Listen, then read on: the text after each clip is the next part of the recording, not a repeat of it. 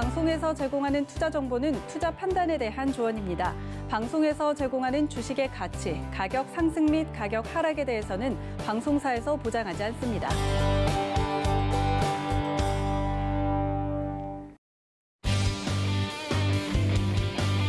안녕하세요. 주유소 2부로 다시 돌아온 도하나입니다. 여러분들 주유소 2부는 조금 더 집중을 해주셔야 되는 이유가 있습니다. 바로 저희 위원님들께서 준비해 주시는 포트폴리오에 편입될 히든 종목 힌트가 방송 말미에 나가기 때문인데요. 이 종목을 맞추시는 것도 또 하나의 재미 포인트죠. 많은 분들이 대체 오늘은 어떤 종목을 가지고 나오셨을지 열심히 생방송 중에 맞춰주고 계신데 또 열심히 맞추어 주셔야 하는 이유가 이번 달 17일에 있을 저희 시크릿 강연회에 대해서 위원님들께서 준비를 하고 계시다고 합니다. 저희 위원님들이 모두 돌아가면서 매달 강연회를 할 예정이라고 하는데 이번 시크릿 강연회 초청장을 받고 싶다 하시는 분들은 저희 위원님들이 준비해 주신 히든 종목의 힌트를 들으시고 열심히 맞춰주시는 분들 한해서 문자로 먼저 접수를 주신 분들 한해서 열심히 참여해 주시는 분들은 초청장을 드릴 예정입니다. 그러기 위해서는 샵 0082번으로 참여를 희망한다는 접수부터 해야겠죠. 이 점까지 여러분들 참고를 부탁드리고요. 저희 주유소는 말씀드렸다시피 참여하면 참여할수록 더욱더 재미있는 방송입니다. 노란톡 활짝 열어두고 늘 기다리고 있고요. 그리고 잠시 뒤에 이어질 종목 상담 시간을 통해서 종목 상담 받고 싶다 하시는 분들은 미리 저희가 접수를 받도록 하겠습니다. 전화는 023153-1611-1612번, 문자는 받는 사람 샵 0082번 같은 번호입니다. 문자 내용에다가 종목명과 매수가 비중까지 적어서 보내주시면 여러분들 생방송 중에 종목 상담을 받아보실 수 있다는 점까지 알려드릴게요. 자, 1부에 이어서 2부도 함께해 주시는 저희 든든한 위원님입니다. 이지환 전문가님과 허반석 위원님 모십니다. 위원님들 어서 오세요.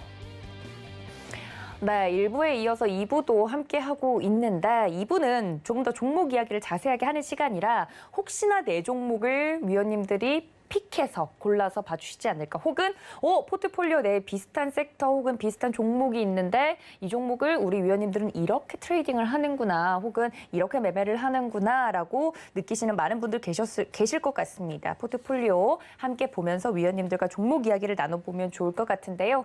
일단 저희 위원님들 개인적인 포트폴리오 현황부터 살펴보고 오도록 하겠습니다. 함께 보시죠.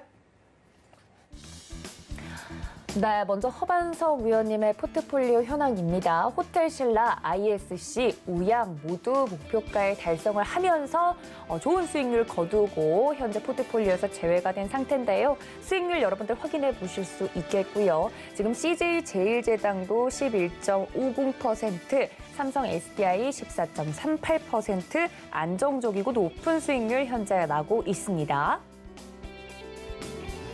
다음 종목들 볼까요? 이마트 담겨 있고요. 오리온 담겨 있고 에스코넥도 현재 편입이 된 상태입니다.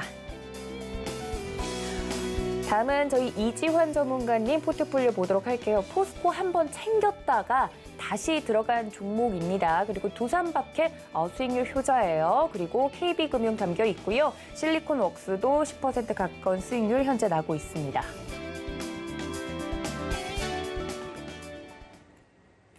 네, 이렇게 포트폴리오까지 보고 왔는데 이 종목들 보시면서 혹시 이제 일주일에 한 번씩 나오시다 보니까 종목 내에서 변경이 있거나 수정하고 싶으신 사항 있으실까요? 지금 말씀하실 수 있거든요. 혹시 종목에 대해서 뭐 변경 사항 없으실까요? 네, 지금 저부터 변경을 좀 말씀을 드려보도록 하겠습니다. 호텔신라와 ISC 우양은 익절을 했습니다. 네, 수익 실현을 했고요.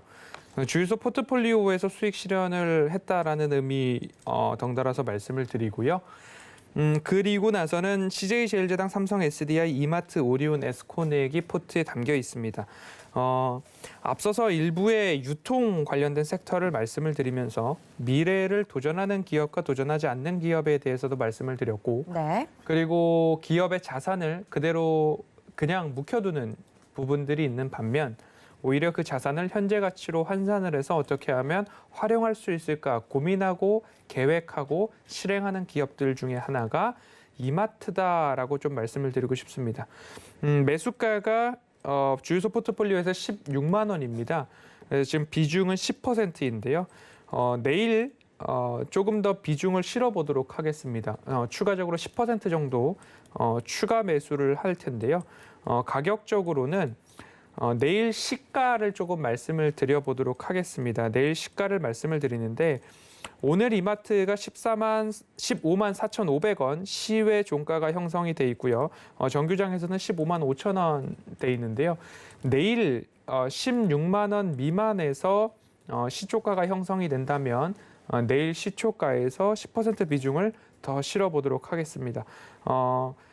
스타일을 조금 어느 정도 아실 것 같습니다. 제가 담고 있는 종목들이 뭐 호텔신라, CJ제일제당, 삼성 SDI, 이마트, 오리온, 대형주라고 한다면 대형주 위주로 좀 편입이 되어 있는데 대형주 위주로 편입을 했다 하더라도 뭐 수익률이나 앞으로 우상향이나 그리고 장기적인 관점에서 끌고 가기에는 무난한 그런 기업들이다라는 것들 말씀을 좀 드려보도록 하겠습니다. 네. 그래서 내일 시장에서는 16만 원 미만에서 시초가가 형성이 될 때 시초가 기준으로 포트폴리오 비중 10%를 늘려서 이마트는 20%를 가져가도록 그렇게 수정을 하고 나머지 다른 종목들은 그대로 유지하도록 하겠습니다. 알겠습니다. 이마트 추가 매수 한 10% 정도 더 하겠다라고 말씀을 해주셨습니다.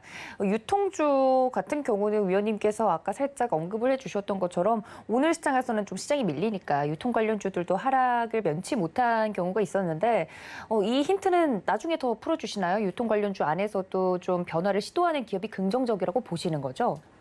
그렇죠. 이마트가 이제 공개되어 있는 공시를 좀 살펴보시면 이마트 가양점을 매각을 했죠. 그리고 이마트 가양점을 매각할 때 방송에서도 여러 번 말씀을 드렸습니다. 이마트 가양점의 매각가가 6,800억 원이 넘어갑니다. 그런데 장부가액으로는 480억 내외로 기록이 되어 있거든요. 그러면 이마트의 PBR을 봤을 때 결국엔 이 기업의 PBR이 0.48로 기록이 돼 있습니다. 0.5 미만인데 장부가 기준으로 PBR을 보고 있다는 거죠. 그런데 장부가 기준으로 485억 원이 현재 매각을 했더니 6,800억이 됐습니다. 그럼 PBR이 0.1 수준까지 내려갈 수도 있다라는 생각을 한번 해보시면 이마트가 10여 년, 20여 년 전부터 신세계로부터 가지고 있었던 부동산 가치 자산은 어마어마한 파워로 돌아올 수 있다라는 부분이죠. 그런데 이러한 것들을 그대로 유형 자산으로 부동산 자산으로 그대로 가지고 있다면 1년에 5% 내외로 부동산 가치가 오를 것으로 좀 보여지는데 이것을 현금화한 이후에 다시 한번 재투자하고 새로운 신사업을 일구어 나간다라고 한다면 장기적으로 보면 호재다라고 좀 말씀을 드려보고 싶고요. 네. 최근에 나왔던 공시를 또 보면 이마트 본사 매각에 대한 검토 해명 공시가 나왔습니다. 이마트 성수동 본사 건물 매각 검토에 대한 해명 공시입니다. 본 건과 관련해서는 보유자산 효율화를 위해서 다각도로 검토해 오고는 있으나 아직 확정된 바는 없습니다라는 공시가 나왔던 것처럼 그리고 기사를 한번 찾아보시면 정영진 부회장이 부동산을 이대로 깔고 있지 않고 이것을 활용하는 방법, 디지털화하는 방법 등을 모색하고 있다라고 인터뷰를 했고 기사화된 내용들이 있습니다.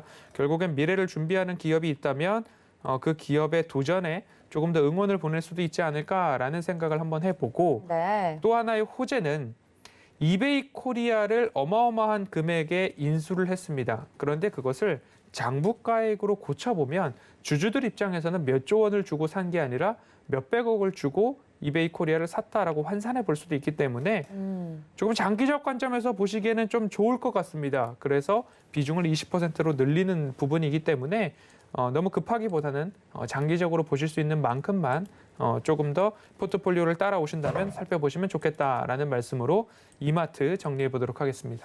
네, 이마트 추가 매수 이야기를 해주시면서 유통주 안에서도 이렇게 사업의 다각화나 확장을 해가는 그런 적극적인 기업들은 긍정적으로 볼만하다. 그 대표적으로 추가 매수를 하는 이마트에 대해서 좀 더 상세하게 최근 공시까지 말씀을 해주셨고요.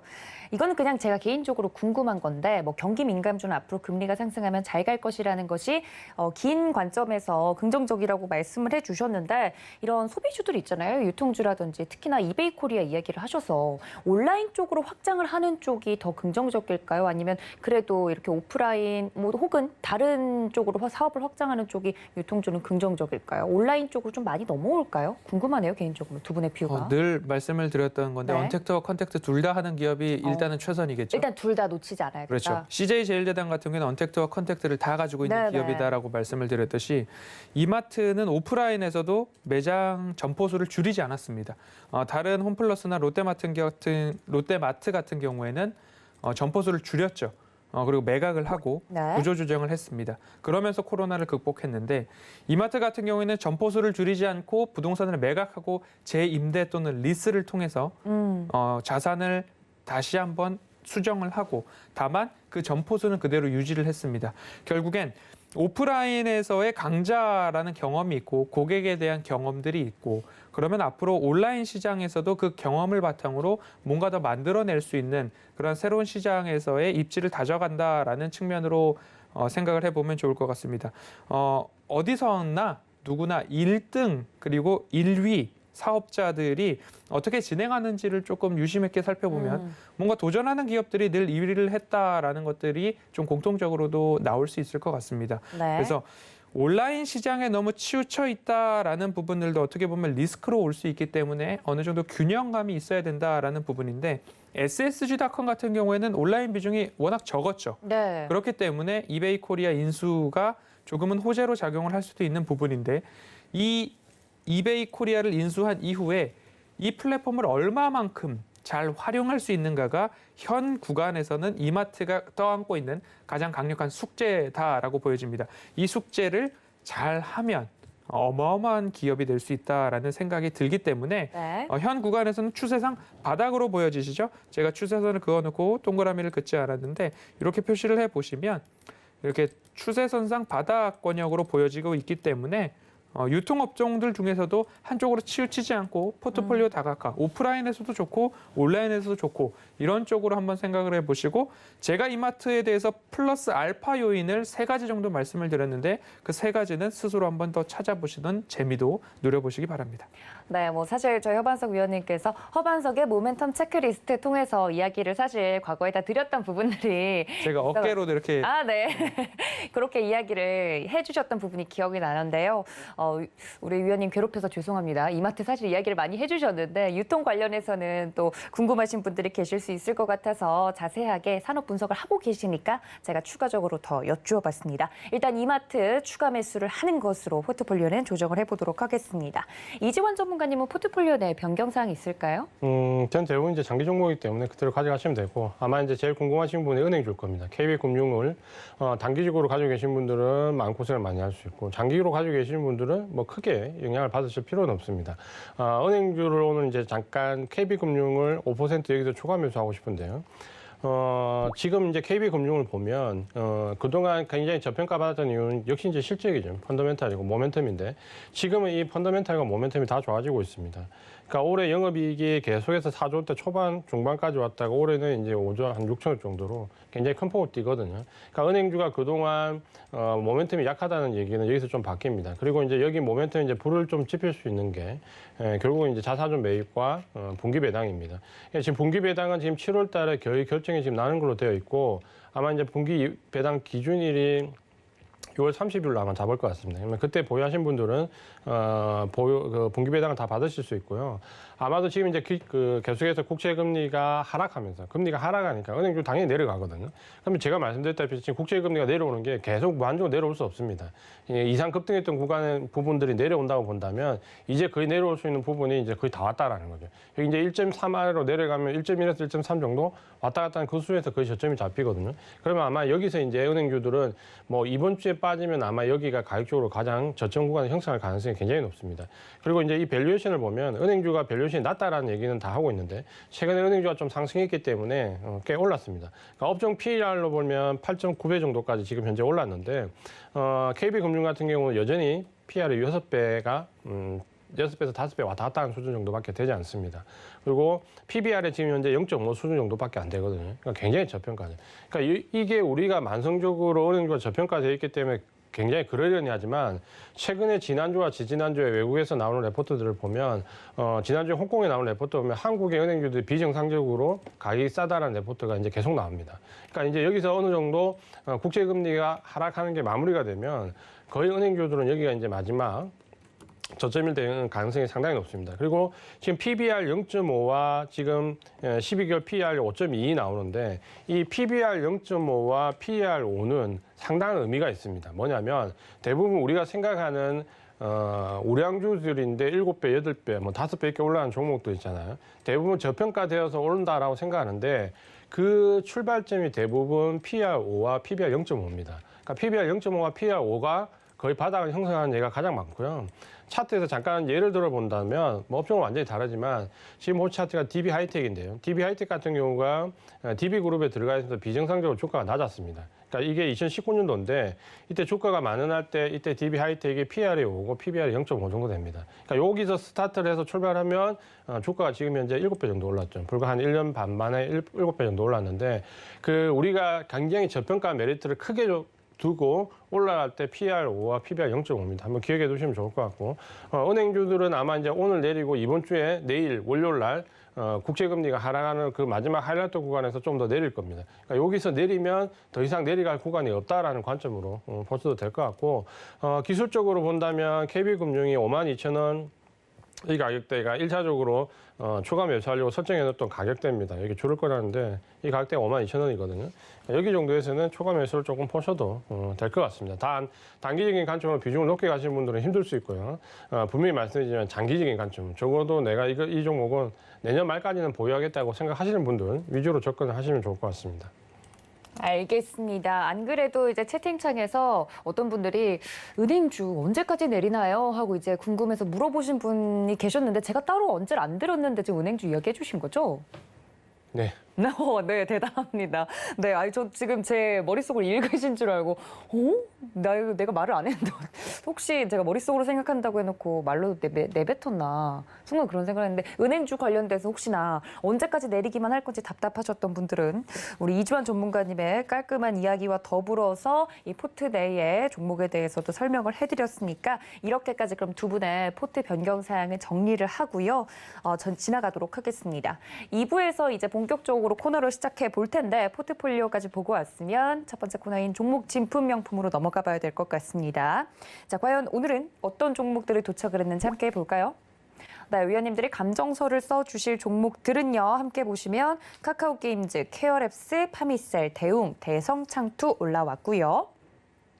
아래 또 보시면 위지웍 스튜디오, 이건산업, 현대 BNG 스틸, 우리기술, 제일제강까지 이름을 올렸습니다. 자, 과연 이런 여러 가지 종목들 중에 위원님들의 선택을 받은 종목은 어떤 종목일지 첫 번째 종목 볼까요?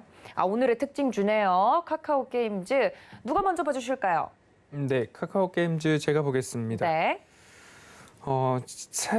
시세가 굉장히 강합니다. 네. 어디까지 갈까가 가장 궁금하신 사항일 거고요. 네, 요즘 인사래요. 너 카카오? 이렇게. 네. 난 네이버 이렇게. 예. 예. 그래서 카카오게임즈를 지난주 금요일 종목 상담 방송에서도 그리고 화요일 종목 상담 방송에서도 조금 말씀을 드렸었는데요. 매수가가 일단 안전하다면 7만 원 언저리까지 조정이 나오더라도 가져가 보시자라는 말씀을 드렸고요. 안전하다는 매수가는 6만 원 미만이 되겠죠. 6만 원 미만에서 갖고 계신 분들은 너무 슈팅이 나와도 깊은 조정이 나와도 7만 원까지는 일단 가지고 가보는 전략이 좀 어떨까라는 말씀을 드립니다. 신규 상장한 기업들 대부분 70% 이상이 따상을 기록한 이후에 적어도 6개월 정도의 긴 횡보를 하는 것들이 통계치로 70%가량이 되는 기업들이 그런 흐름을 보이더라라는 통계가 나오고 있죠. 카카오게임즈도 마찬가지로 최고가를 89,100원을 찍고 그리고 나서 10월부터 6월 말까지 어마어마한 횡보를 했습니다. 8개월 이상의 횡보를 하고 다시 이제 우상향을 하는데 급격하게 우상향을 하고 있는 이유 중에 하나는 오딘이라는 모바일 게임입니다. 오딘 바랄라 라이징이죠. 매출이 일주일 동안 통계를 내서 구글 플레이 스토어의 매출 1위, 다운로드 순위 이렇게 좀 발표가 되는데 현재 지금 1위를 기록을 하고 있습니다. iOS 에서도 1위를 기록을 하고 있죠. 네. 출시 일주일 만에 서버를 18개를 늘렸고요. 그리고 4번에 걸쳐서 서버 증설을 했고, 그리고 결국엔 이제 시총이 어마어마하게 증가를 했습니다. 이제 시총 2위를 하느냐? 그런 이야기들이 좀 오고 가고 있는 모습입니다. 시총 6조 원을 돌파하면서 셀트리온 제약을 제쳤다. 다시 돌아왔다. 6조 원에 대한 기로에 두 기업이 모두 다 있는데요. 오늘 시가총액을 따지고 보면 카카오 게임즈는 5조 9,932억 원, 그리고 셀트리온 제약은 5조 9,570억 원.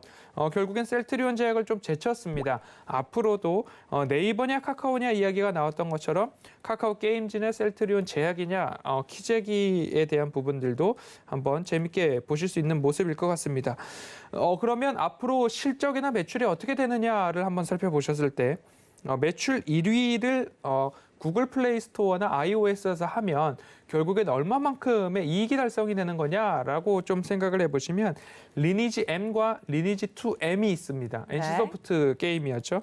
이것들을 이제 앞서서의 평가를 해보고 데이터를 삼아보면 월 매출에 있어서 500억 원 이상이 조금 잡힐 수 있다라고 보여집니다. 이 오딘이 오픈 첫날 70억 원을 달성했다라는 통계치가 보도를 통해서 좀 나오고 있는데요.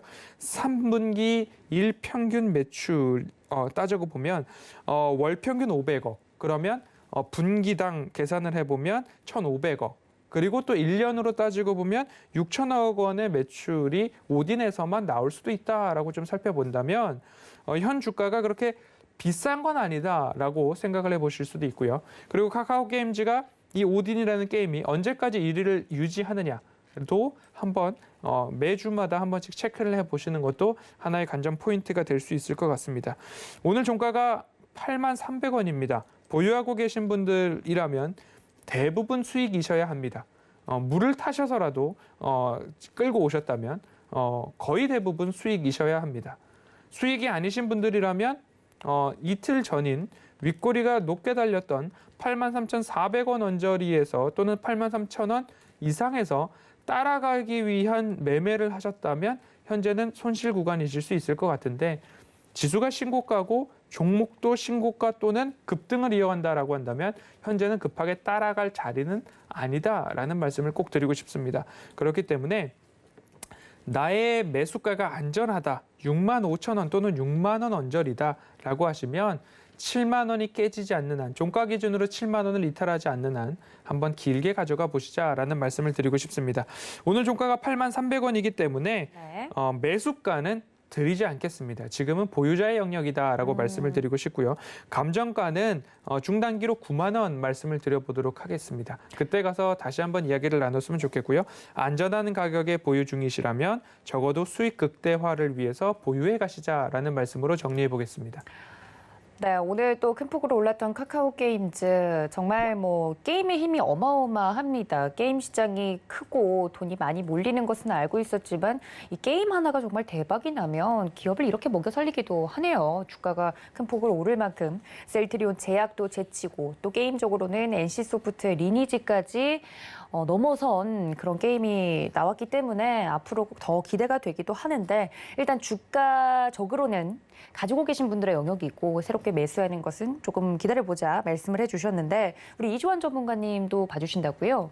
비슷한 네, 거의 비율이죠? 내용이 비슷해서 그렇죠. 그렇게 보시면 될 것 같고요. 이제 수급적인 측면에서 네. 최근에 이제 개인 수급으로 좀 들어갔다가 기관과 외국인들이 다시 이제 쌍끌이로 매수로 전환되면서 거의 허반수 의원님 말씀하신 것과 같은 견해로 보시면 될 것 같습니다. 알겠습니다. 두 분께서 카카오 게임즈 함께 봐주셨습니다. 그러면 감정서를 두 개 다 함께 봐야 될 것 같은데요. 정리해 보시죠. 자, 허반석 위원님께서 먼저 자세하게 봐주셨던 카카오 게임즈 중기 감정가 9만 원 제시를 해주셨습니다. 한 줄 정리도 들어볼까요?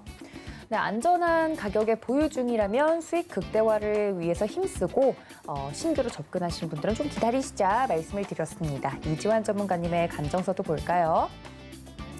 네, 거의 동일한 의견이다 말씀해 주셨고 단기 감정가로서는 조금 더 높게 10만 원 제시를 해주셨습니다. 코멘트 들어볼까요? 수급적인 면도 그렇고 단기 변동성은 조심을 하면 좋겠다 말씀을 드렸습니다. 자, 그렇다면 다음 감정서를 받아볼 종목은 어떤 종목일지 함께 확인해 볼까요? 네, 위지윅 스튜디오. 제가 이게 발음이 왜 이렇게 안 맞나 모르겠어요. 요거 누가 봐주실까요? 네, 위지윅 스튜디오도 제가 봐도 될까요? 아, 그럼요. 네. 아니, 네. 왜 이렇게 배려가 넘치세요, 전문가님? 네, 위지윅 스튜디오가 이제 메타버스 쪽으로 한 번 더 엮였죠. 아, 네. 뭐 메타버스도 CG, 궁금해요. 네, CG, 뭐 컴퓨터 그래픽 그리고 비주얼 이펙트라고 해서 VFX 해서 네. 시각 특수 효과 기술 기반으로 서비스를 제공하는 기업이고 영화나 광고, 영상 기술, 미디어 콘텐츠 기획 제작 회사죠. 18년 5월 국내 최초로 월트 디즈니사와 공식 협력사로 선정됐던 이력이 있는 회사입니다. 따박따박 올라가는 그런 흐름들을 보여주었죠. 이렇게 추세선을 한번 그어보면 추세 저점마다 반등을 주어야 할 때면 여지없이 반등을 주었다라는 모습들을 한번은 볼 수 있을 것 같습니다.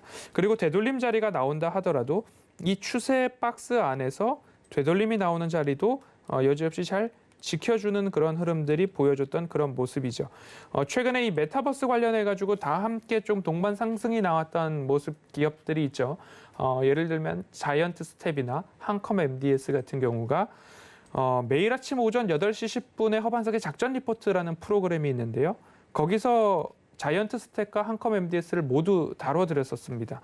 위지윅 스튜디오는 다루지 않았었는데 위지윅 스튜디오 같은 경우 이제 YG 엔터나 그리고 네이버 등과 함께 다목적 스튜디오 개발 사업을 참여를 한다라는 소식에 조금 더 강세가 나오는 그런 모습입니다. 그렇기 때문에 이 추세가 되돌림 자리가 나왔다고 해서 금방 사그라들 거냐 그런 부분에 있어서는 수급을 조금 유심하게 관찰을 하면서 지켜보시면 좋을 것 같은데요. 위지윅 스튜디오는 사모펀드나 기타 법인에서 꾸준히 매수를 해오다가 오늘 같은 경우에는 투신에서 또 강하게 좀 매수를 해주는 모습이고 외국인도 일부 매수에 가담했던 그런 모습들이 보여집니다. 그러면 주의해야 할 구간이기는 합니다. 윗꼬리를 달고 16,100원에서 고점을 형성했고 오늘같이 조정장에도 불구하고 아랫꼬리를 달고 가격적으로 조금 유지를 해주는 모습들을 보았을 때 내가 여기서 그냥 털고 나올 것인가에 대한 부분에 있어서도 앞서서 말씀드렸듯이 살 때도 인내심을 발휘했다면 매도할 때도 인내심을 발휘를 해보시는 그런 전략으로 장중에 조금 지켜보시는 전략으로 좀 바라보셨으면 좋을 것 같고요. 자회사 NP라고 있는데 지난해 5월 코스닥 시장 스펙과 합병해서 상장을 해도 좋다라는 합병 상장 승인을 받은 이력이 있습니다. 이러한 호재들이 아직 좀 남아있다라는 부분들을 감안하셔서 살펴보시면 좋을 것 같고요. 오늘 종가가 아래 꼬리를 달고 올라와서 15,000원입니다. 마찬가지로 매수가를 드리기가 조금 어렵습니다. 왜냐하면 추세상 바닥에서 매수가를 드릴 수는 있지만 되돌림 자리로 보여지는 구간에서 매수를 하셔라라고 말씀드리기는 조금 부담이 있기 때문에 매수가는 좀 전에 말씀드렸던 카카오 게임즈처럼 네. 현재는 보유자 영역이다라는 말씀을 드리고 싶고요. 감정가로는 18,000원 언저리 한번 또 도전을 해보시자라고 말씀을 드리고 싶고요. 실적과 모멘텀을 두루 갖추고 있는 기업인 만큼 보유자분들은 수익 극대화를 도전해 볼 만하겠다라고 말씀드리겠습니다. 네, 메타버스 관련주로 엮여있는 또 위지윅 스튜디오 이야기를 해주셨습니다. 감정가 함께 정리해 보시죠.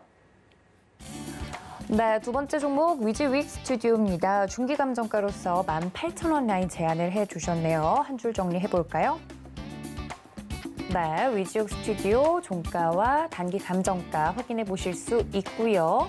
네, 18,000원 라인 제안을 해드렸습니다. 실적과 모멘텀을 두루 갖춘 종목으로서 가지고 계신 분들은 수익 극대화에 도전해 볼 법하다 말씀을 드렸습니다.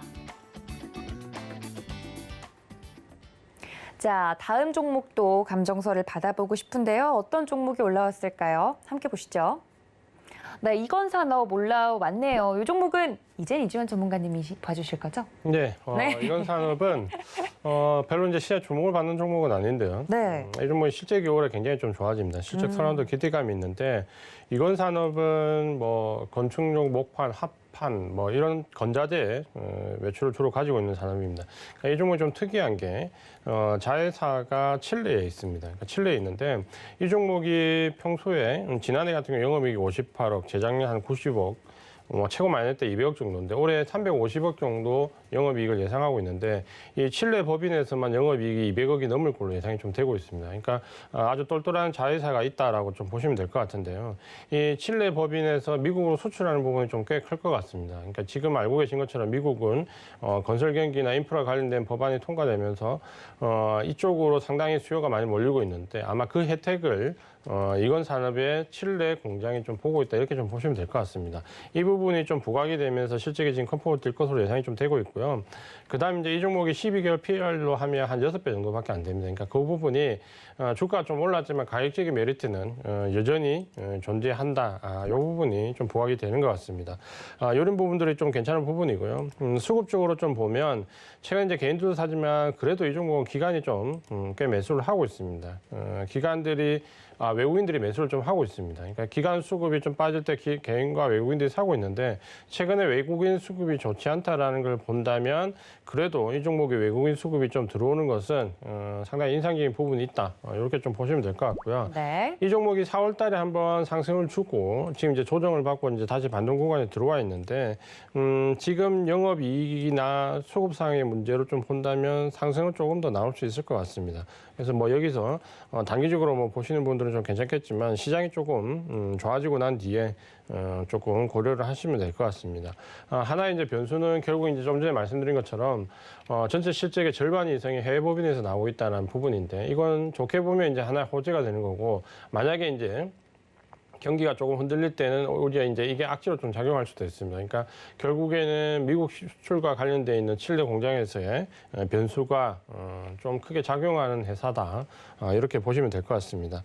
지금은 아마 이제 뭐 감정 가격이 여기서 어느 정도 올라갈 거냐 궁금하실 것 같은데 일단은 지금 시장이 뭐 그렇게 우호적인 부분이 아니고 매출이 좀 치우친 부분이 있기 때문에 보수적으로 좀 보시는 게 좋을 것 같고요. 가격은 여기서 뭐 위쪽으로 한 16,300원 정도 직전 고점에서 조금 하향 수준 정도까지 단기적인 관점으로 대응을 하자. 이렇게 말씀을 드리겠습니다. 알겠습니다. 이건 산업 우리 이주환 전문가님께서 자세하게 봐주셨습니다. 함께 감정서 보시죠.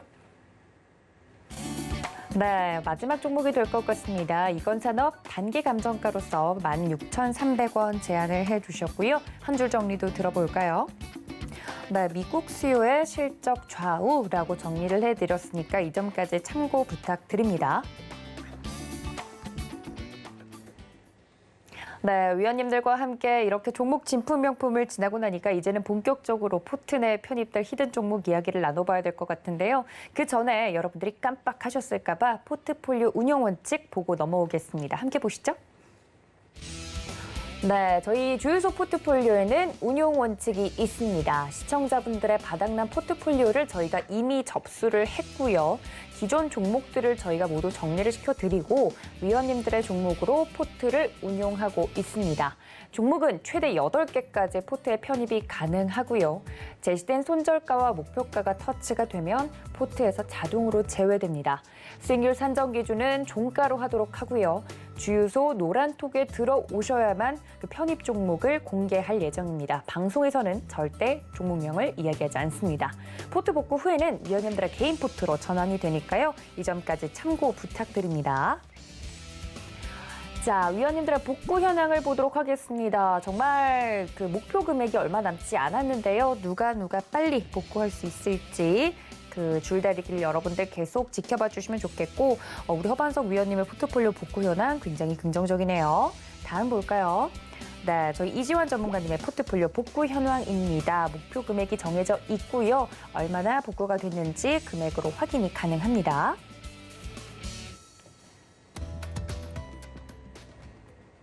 자, 얼마나 누가 더 빨리 복구를 하느냐에 따라서 저희가 성대한 뭔가 보상을 준비하고 있는데 받고 싶으신 거죠?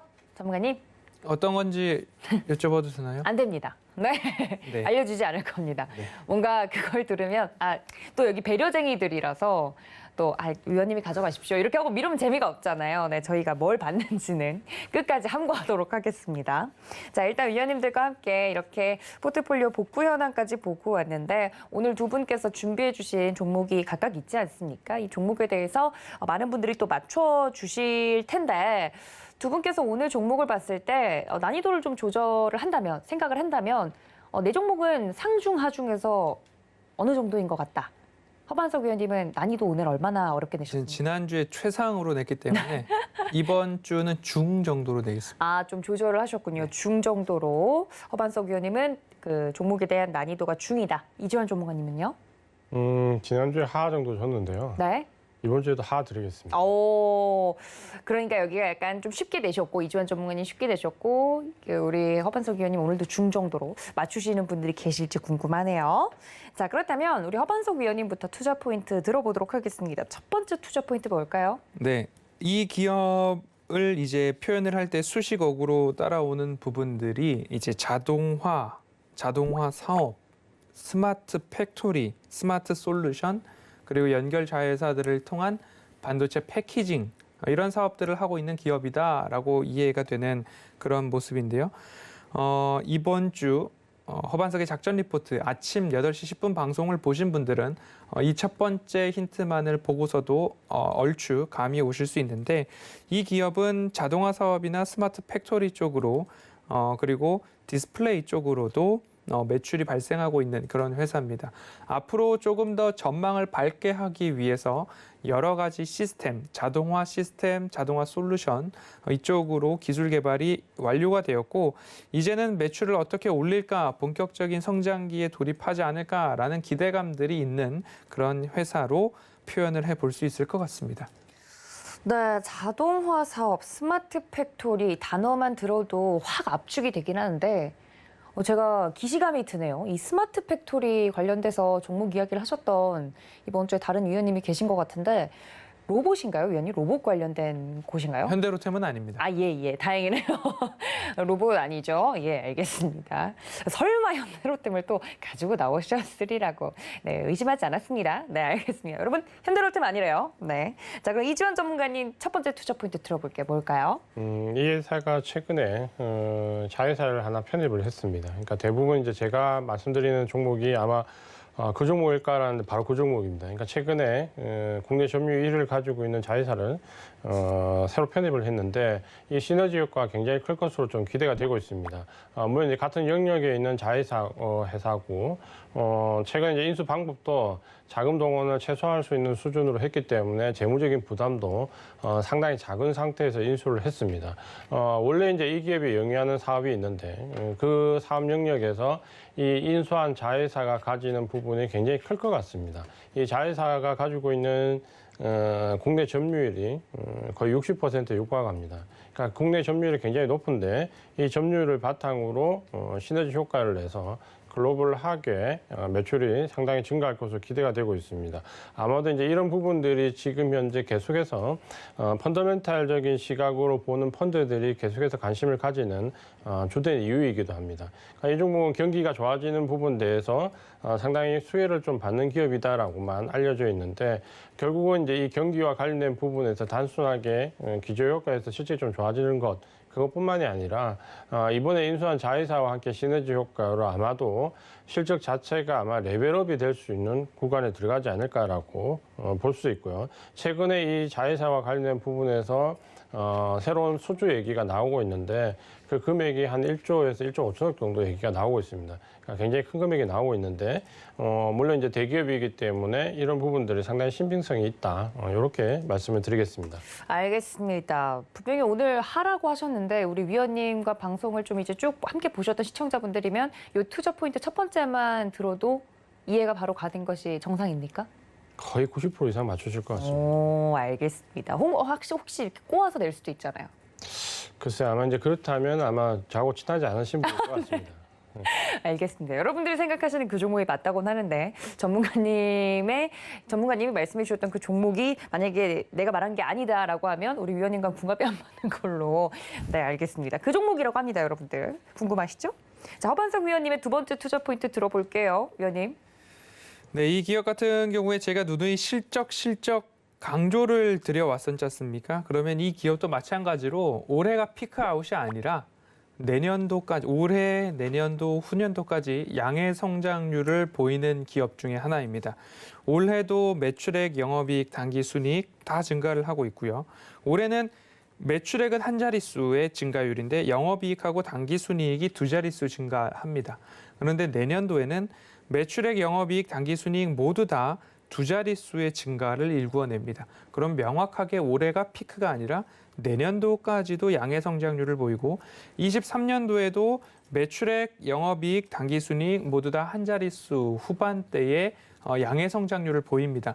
그렇게 된다면 올해도 내년도, 후년도 양의 성장률을 보이고 있기 때문에 피크가 아니라 꾸준히 우상향하고 있는 실적의 증가를 보여주고 있는 기업이다라고 정리를 해볼 수 있을 것 같습니다. 그러면 추세 하단에서 접근을 해도 좋을 기업으로 판명이 되기 때문에 첫 번째는 이 기업이 하고 있는 사업 분야에 대해서 말씀을 드렸고요. 두 번째로는 이 기업은 피크가 아닌 양의 성장률을 보여주고 있는 기업이다라고 좀 말씀을 드려야 될 것 같습니다.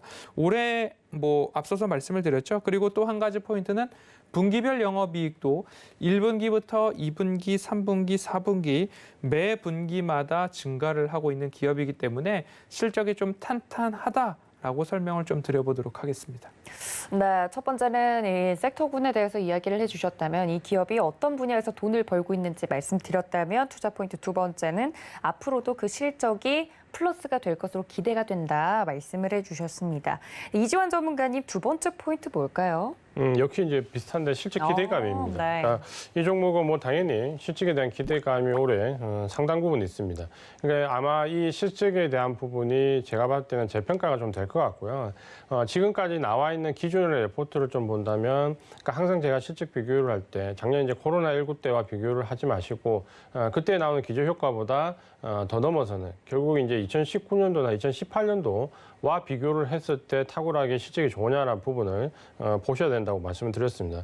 그러니까 이 종목이 작년에는 당연히 이제 코로나19 실적이 안 좋았고 3천억대 영업이익을 좀 보였고요. 이제는 이제 2018년도와 2019년도를 본다면 4천억대 중반, 후반 정도 되는 실적을 좀 보였습니다. 그러니까 평균적으로 이 종목은 한 4천대 중반 정도가 정상적인 실적이다라고 좀 보시면 될 것 같고요. 올해 이제 예상되는 실적은 한 6천억 정도 됩니다. 그러니까 4천억대 중반보다는 훨씬 더 영업이익이 늘어납니다. 그러니까 작년에 기준효과로 3천억대 비하면 2배 가까이 늘어나는 거고요. 그렇지 않고 이전과 비교를 하더라도 실적이 상당히 늘어납니다. 근데 이 부분이 제가 말씀드린 것처럼 자회사를 인수하면서 레포트가 상당히 조정될 것 같습니다. 결국에는 그 인수해 오는 자회사의 매출액과 영업이익이 같이 포함될 건데 말씀드린 대로 그 자회사가 국내 점유율이 거의 60% 육박하기 때문에 굉장히 실적이 똘똘합니다. 그러니까 이 부분이 포함이 될 거고 이 회사가 들어오면서 같이 해외 매출이 발생되는 부분은 또 플러스 알파로 산정을 해야 될 겁니다. 그러면 이 종목은 지금까지 기존에 나왔던 레포트들이 아마 이번 2분기 실적 발표가 지나고 나면 전면적으로 수정이 될 것 같습니다. 그러면 지금까지 나왔던 레포트로 참고했던 실적보다는 이후의 실적 레포트가 훨씬 더 좋게 나올 수 있다. 이렇게 말씀을 드리겠습니다. 네, 두 분 다 두 번째 포인트가 겹치셨습니다. 실적 기대감이 있는 종목들이다 말씀을 드렸네요. 자, 그럼 허반석 위원님 세 번째 포인트 들어보겠습니다. 어떤 포인트일까요? 실적이 잘 나오는 회사고 우상향하는 기업인데 그 실적을 탄탄하게 유지하기 위해서 매출 다변화를 도전하고 있는 기업이고 그 매출 다변화가 일부 안정기에 다다랐다라고 좀 보여집니다. 이번 주 작전 리포트에서는 디스플레이, 그중에서도 OLED 업종을 좀 다뤘습니다. 그 안에 있는 기업이라고 함축을 해보시면 좋을 것 같고요. 디스플레이 분야에서의 매출이 있고 그리고 나서 이제 비디스플레이 분야에서의 매출이 발생을 하고 있는데 올해 이 비디스플레이 분야에서의 매출 비중이 50%를 넘어갑니다. 그러면 뭐 예를 들어서 한컴 MDS 같은 경우는 매출 구조가 333이라고 조금 포트폴리오가 사업 포트폴리오가 구분돼 있다라고 말씀을 드렸고요.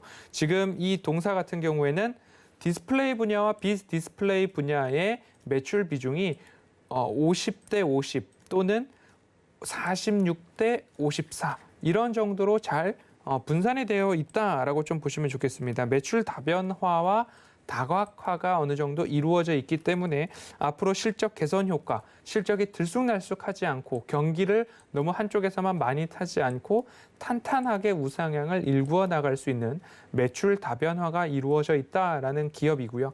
한 가지 힌트의 키워드를 드리면 네. OHT를 기억해 보시면 좋을 것 같습니다. 네. 반도체 물류에서 OHT를 검색해 보시면 이 기업이 이것도 했었어? 라고 한번 보이실 수 있을 것 같습니다. 네, 실적도 좋아지고 우상향하는 기업인데 여기다가 매출 비중의 다변화까지 꾀하고 있는 종목이다라고 하면서 키워드까지 말씀해 주셨어요. 다시 한번 부탁드려도 될까요? OHT. 이렇게까지 말씀을 드렸으니까 손이 빠르신 분들은 또 금방 검색해서 아시는 분들도 계시더라고요. 자, 여러분들이 맞추셨을지 궁금한데, 자, 그럼 이지원 전문가님의 마지막 투자 포인트도 들어보겠습니다. 이 종목은 이제 수급이 좀 특징적인 부분이 있습니다. 그러니까 외국인들이 올 한 해 굉장히 큰 폭으로 매수를 했는데 이 종목은 올해 초부터 지금까지 해서 외국인들이 한 530만 주 매수를 했습니다. 은행주를 제외하고는 아마 가장 많은 매수 물량이 아닐까 싶은데 이 종목의 가격대가 그렇게 싼 기업이 아니기 때문에 가격이 제법 비싼데 불구하고 530만 주 정도를 매수했는데 이 종목에 또 다른 특징이 있습니다. 뭐냐면 이 종목은 경기와 관련되어 있는 종목인데 최근에 그 원자재 가격이 급락하면서 4월 급등 이후에 이 경기에 관련된 종목들이 금리가 인하되면서 급격하게 조정을 많이 받았습니다. 그때 대부분 이제 철강이나 조선 마찬가지인데요. 외국인들의 단기성 자금들의 이탈이 상당히 많이 나왔습니다. 그래서 최근 1개월 정도를 놓고 본다면 외국인들의 매도 물량들이 상당히 많이 나왔다 이렇게 좀 보셔야 되는데요.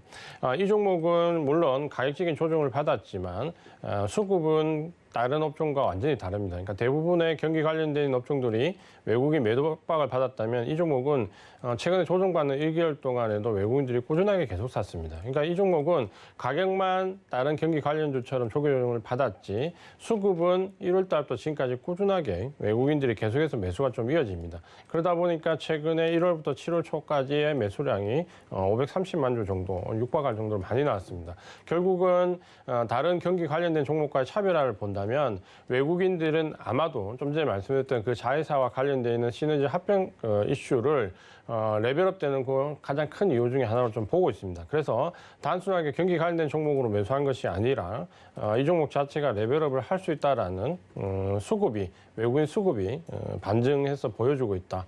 이렇게 말씀을 드리겠습니다. 알겠습니다. 이렇게 투자 포인트까지 모두 듣고 나니까 많은 분들이 맞춰주셨을지 궁금한데 일단 적극적으로 우리 두 위원님들을 팔로우하고 있는 팬분들은 맞추셨으리라 생각이 들고요. 지금 방송을 보고 계시는 분들 중에 저 종목이 어떤 종목일지 궁금하신 분들은 노란톡 통해서 들어오셔야만 종목명을 확인해 보실 수 있습니다. 자, 그럼 마지막으로 각각 종목의 기대 수익률 여쭈어보도록 하겠습니다. 허반석 위원님, 저희 몇 %까지 기대도 좋을까요? 방송 종목을 그 포트폴리오에서도 크게 가져가지는 않고 있기 때문에 10에서 20% 추세 하단에서 되돌림 자리까지 10에서 20% 내외 스윙 정도로 좀 말씀을 드려보도록 하겠습니다. 네, 스윙 관점에서 드리는 종목이다 말씀을 드렸고요. 우리 이지원 전문가님 얼마까지 보고 계십니까? 저는 대부분 이제 장기 종목이기 때문에 50% 수익률을 말씀을 좀 드리겠고요. 네.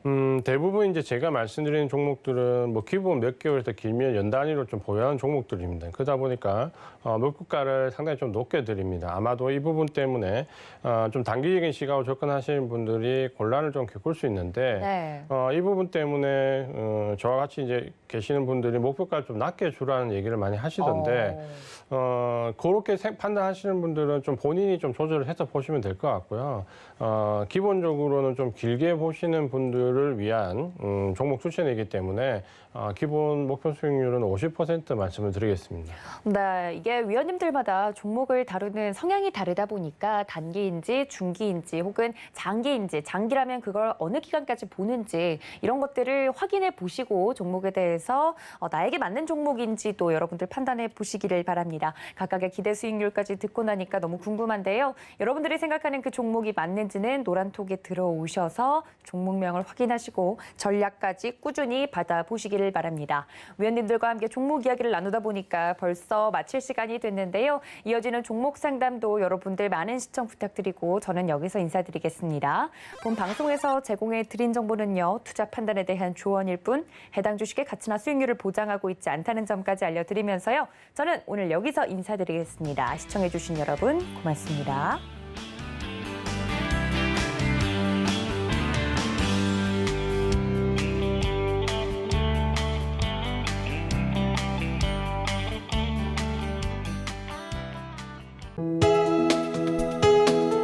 본 방송에서 제공하는 투자 정보는 투자 판단에 대한 조언입니다.